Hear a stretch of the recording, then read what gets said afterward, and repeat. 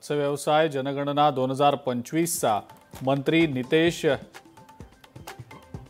राणेंच्या हस्ते शुभारंभ। मत्स्य जनगणना 3 नोव्हेंबर ते 18 डिसेंबर दरम्यान पार पडणार।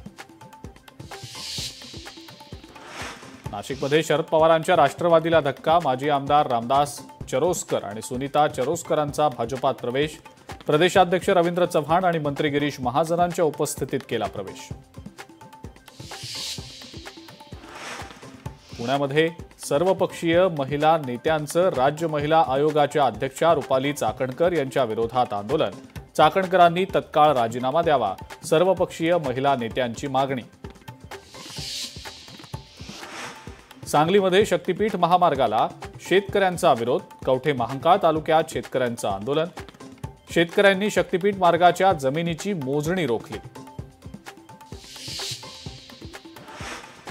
हिंगोलीमध्ये झालेल्या अवकाळी पावसामुळे कापसाचं मोठं नुकसान। कापसाची बोंड पावसात भिजल्यानं कापूस पीक उद्ध्वस्त।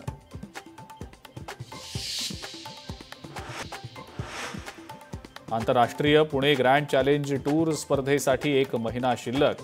स्पर्धेसाठी 437 किलोमीटरचे रस्ते तयार केले जाणार।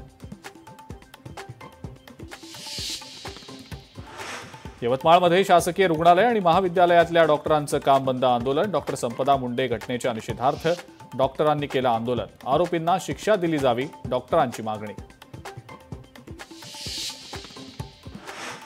पत्रकार देवेंद्र ढाका यांचा मुलगा यश ढाका हत्येप्रकरणी बीडमध्ये जनआक्रोश मोर्चा।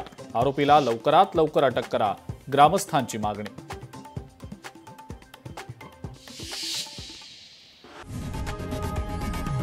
लोकशाही मराठी ऐका, पहा, जागरूक रहा।